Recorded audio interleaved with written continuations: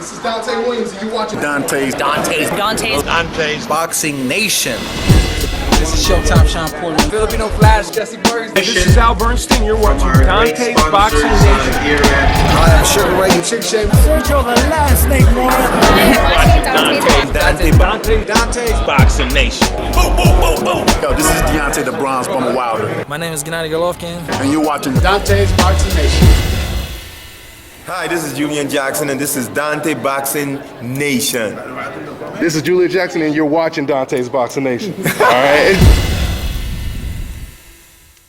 You know, Canelo is doing to Golovkin what basically Golovkin is doing to Ward.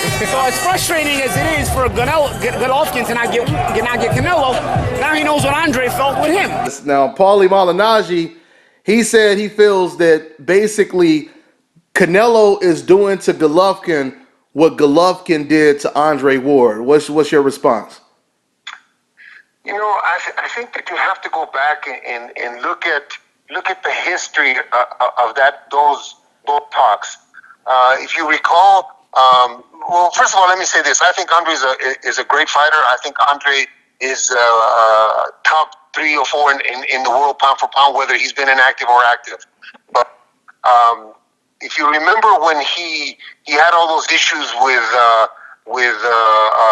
Dan Goosen, he was unavailable because of some of the things that were going on. And if we had waited with Golovkin for Andre to be ready to fight, he fought twice in the last 4 years, or 3 times in the last 4 years. If we had waited, we wouldn't be in this position to talk about Canelo and Golovkin right now, because he wouldn't have had those fights.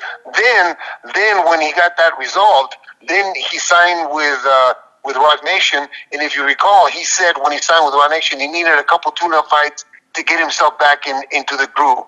Okay, we can't sit around. Our plans that we're talking about right now are going to be started again because Canelo said that he doesn't want the fight. Now we got to plan 2 more fights ahead of Golovkin. Hopefully he wins the first one to have the second one. Mm-hmm. But if we were to sit around and wait for this guy for another 2 months, it doesn't do anything for Golovkin. He's 34 years old. He's going to fight twice more this year, hopefully.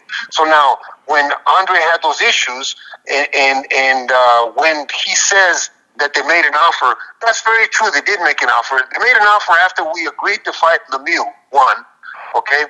And when we agreed to fight Lemieux, we had the agreement already in place that the winner between Lemieux and Golovkin was going to fight the winner between Cotto and Canelo. It ended up that Canelo doesn't want to fight us, but that was the agreement. So we had 2 fights set up way ahead of time. Mm-hmm. Okay, so that we didn't do nothing to Andre. What we're doing is we're planning Golovkin's future, not Andre's future. Andre, unfortunately for the situation that we found ourselves in, and mind you, that he moved to 75 doesn't mean that down the road, once Golovkin unifies, that fight's not possible. That fight's still possible. Andre's never going to be a cruiserweight, I don't think he's big enough.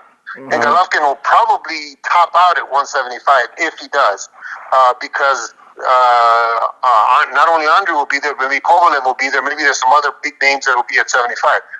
Golovkin will never be a cruiserweight, so I think that if they meet, they would meet somewhere up there in the future when all of the things have been accomplished that they wanted to accomplish between them.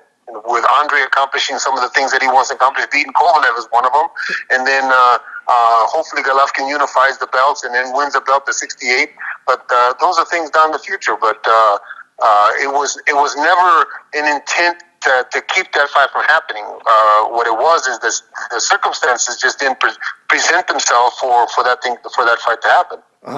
So you are aware and you believe it'll happen, because if hypothetically, if Andre Ward beats Sergey Kovalev and Golovkin, regardless if he unifies the belts or not at middleweight, you're pretty much aware that that's the biggest fight in boxing, right? If absolutely, okay, absolutely, that's the biggest fight that could be.